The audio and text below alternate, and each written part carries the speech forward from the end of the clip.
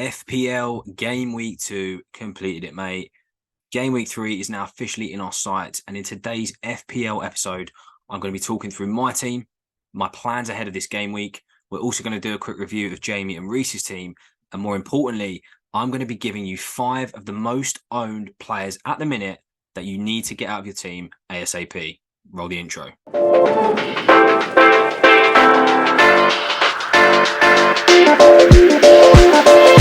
Here we go. Hello and welcome back. I'm Jordan from the Lost in Possession podcast. First and foremost, do us a quick favor. Please hit that subscribe button. Again, we said we're going to bring you pretty much a new FPL episode now every week, and that's on top of our already Monday weekly podcast. So if you like football, hit that subscribe button. If you like FPL, hit that subscribe button. And if you like both, make sure you are following us on every single channel, Instagram, TikTok, the works. Appreciate it. Thank you very much. So let's get into it in terms of my performance in game week 2. So 62 points scored for my team. Not bad going at all. Significantly higher than the average. Game week rank, not too bad either. And that puts me at around the 277k mark worldwide. Just quickly, in terms of the highlights in my team, fairly obviously, these are the sort of the standard team players, if you like. But again, the Brighton boys are delivering. The Seagulls are shining. And Estupinan and Mitoma, again, double-digit returns. Very happy with those choices. Very impressive. And with Burmo, there is a new sheriff in the Brentford town. Tony, who? That is all I will say. And Burmo stepped into the role. The fact he's a midfielder in FPL obviously gives us even more points. So far, I'm absolutely buzzing with these three. And they obviously made up the majority of my returns. But we move. Let's get into my team. So here's what I'm thinking for game week 3. At the minute, I don't feel desperate to make a transfer. I think that's the main thing. So I have got 2 free transfers in the bank. I've not made a single transfer so far. And actually looking at my defense and goalkeeper, I'm not desperate to change these at all. You've got 3 top FPL defenders here. For me personally, these 3 are not moving from my team, barring injuries. They've all had a pretty good start to the season FPL-wise. In this game week, they've all got fantastic home fixtures. So my defence is going to be unchanged. However, what I have been debating is a swap in this midfield. So I've stuck with Grealish. Well, at least I started the season with Jack Grealish. Now, I'm happy to be, proven wrong on this. But so far, with KDB being injured, I watched Foden in the Man City Newcastle game, and my word, he ran the show. This was not a breakout performance for Foden, but this was a seriously impressive Foden performance. And what I couldn't help thinking the entire time I was watching this match is he was involved in every attack. Every through ball to Haaland, it was him playing. Grealish was a little bit isolated on that left wing. And for me, it was such an overwhelming performance on Foden. I think for me at the minute, I'm looking at getting Grealish out of the team and going straight back to Man City to get in Phil Foden. My only concern with this is obviously the decline in value of Grealish and the increase in value of Foden already. But I do think potentially this is going to pay off in the long run. As I said, KDB injury means that not only is Foden more likely to play, but we're going to see him in that free-flowing, central role. And if he plays anything like he did against Newcastle, trust me, he's going to get a lot of assist points just playing that ball through into Haaland when Haaland really hits into his form. And more importantly, if he's in that central position, he's going to get goals. So for me, in my current team for game week 3, that's probably the one I'm eyeing up as a transfer. But again, looking at these players, both midfield and attack, I'm pretty happy with this game week. And I'm actually predicting a pretty big points haul. You look at Saka, home to Fulham, Mitoma, Rashford. Again, Rashford not hit form yet, but it's only a matter of time. He's playing up front in that United team. And you've got to remember they signed Haaland as well. And when he does come in the team, I think we'll see Rashford back out on the left, maybe where he belongs, and where we saw him hit, sensational form last season. And then Burmo, just said everything on him. He is absolutely staying in my team. And then up front, obviously, Haaland needs no introduction. I will probably stick with him as my captain. That's going to be quite a debate this week. You've got a lot of good home fixtures. There's many people that could be in contention for captaincy, but Haaland's a banker. You kind of got to stick with the boy. And finally, Chelsea, Nicholas Jackson. A lot of people have got him already. 16.9% own. But again, look at these Chelsea fixtures, pretty much all in the green. And although we've not got a win this season yet, there has been, particularly against Liverpool at home, some really nice phases of play. We've controlled possession. And I think for me personally, I've said it on TikTok, but I'm not looking too much into that West Ham defeat. Jackson so far, his movement, his awareness, his speed, his strength is very, very promising. And for me, going back to these fixtures, it's only a matter of time until this boy hits form and starts really scoring. And if he, if we're down maybe 2-3 games into this fixture list and he's still not scoring, maybe then we consider a transfer. But I'm pretty content with, again, barring injury, Jackson really is going to come to life in these game weeks here.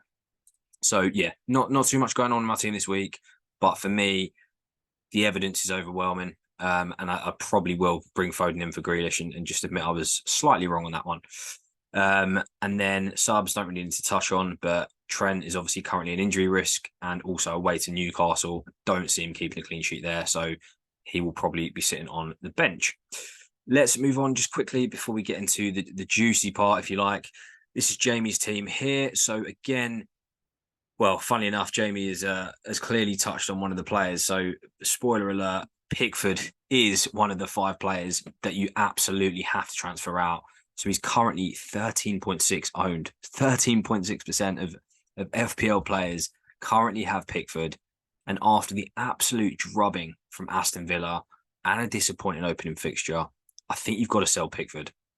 Now, you can argue, yes, he's still a keeper. He's still fairly cheap, and people don't like to play around with their goalkeepers too much.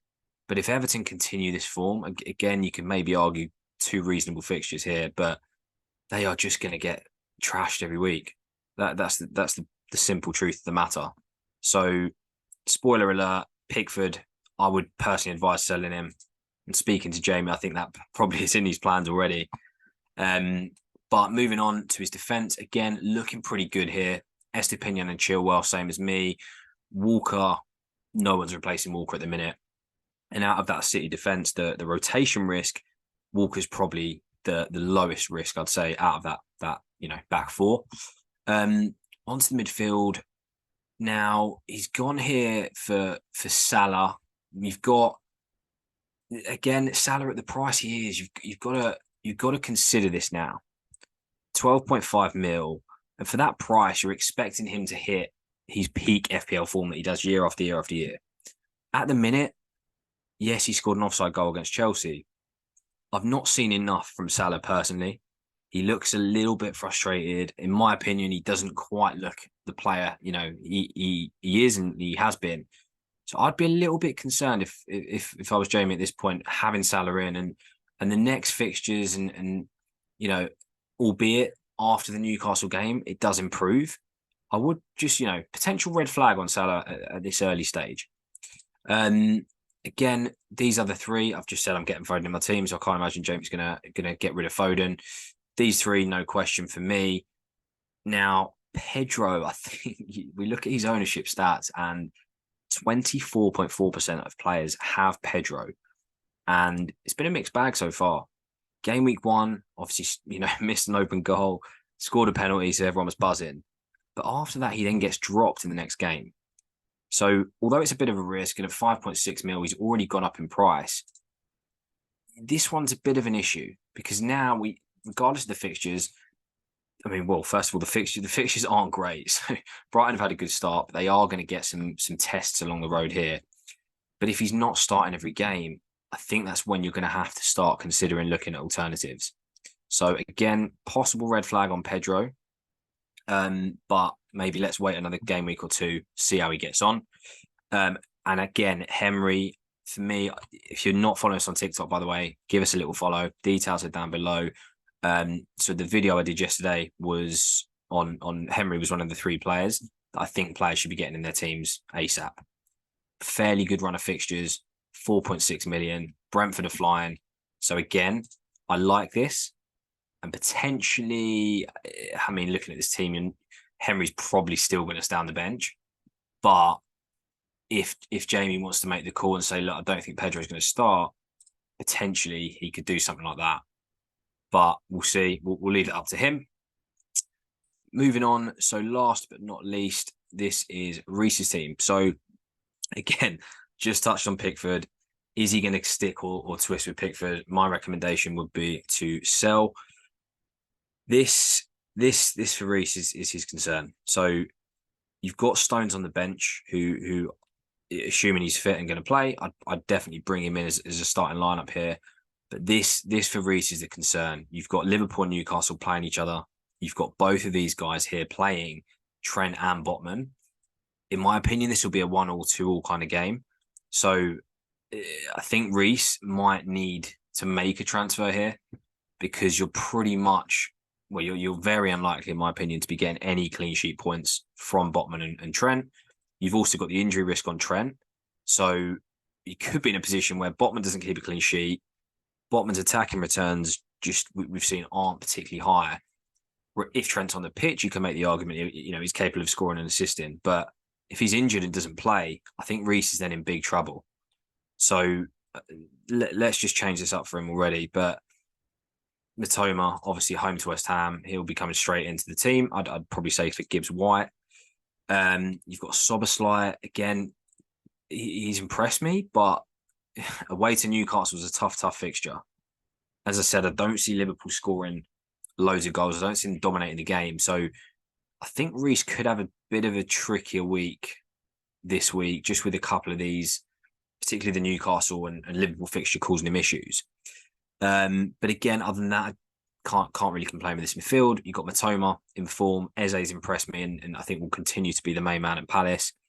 Rashford, as I've already covered, he will bounce back. In terms of the strikers, again, can't complain. Haaland, Jackson, Watkins, pretty much all 3 attacking bankers.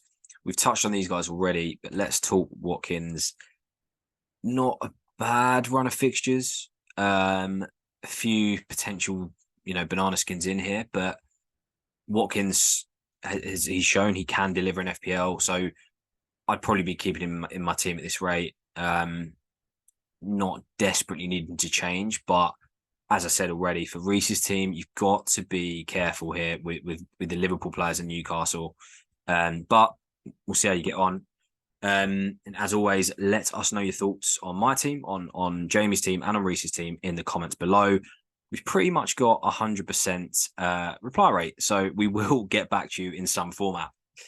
Now, let's move on to the juicy part, the part that I promised you. So, what did I promise you? I promised you 5 players that you absolutely have to sell. And these are 5 players that are some of the highest owned in the entire game. So let's kick things off. So I've ranked here by ownership. Now, I mean, Haaland at 91%, just absolutely ridiculous. Let's move down this list. So I've covered a lot of these guys already. But for me, first up on this list to sell immediately, I think it's Onana. Now, yes, you can look at these fixtures and go, they're actually not too bad, but Man United have not impressed anyone. And yes, they got the 1-0 win against Wolves, but they got outplayed at home by Wolves, a team many have down for relegation. As we all know, Onana should have given him a penalty, a very reckless tackle. We can debate that all we want. The VAR was a disgrace and have already apologised on that, but I'd be a little bit concerned having Onana in my team. United don't look good in attack. They don't look good defensively. So I'd want to see, maybe a couple more weeks if you really don't want to sell him. But for me, he's got to go. Next up, moving down the list a little bit, is Gabriel. Now, pre-injury rumours pre-season, Gabriel makes absolute sense. But I don't like these sort of rumours and what have yous about injuries, about being dropped, about rotation. So, yes, Saliba here has gone up and is 0.1 mil more expensive. But right now, I just think you've got to make the switch. there's no point taking this risk with Gabriel. Oh, will he start, won't he? Because you can potentially miss out. Let's say you do that, you take the gamble, and again, he's not going to play. You've got a good home fixture they're missing out on.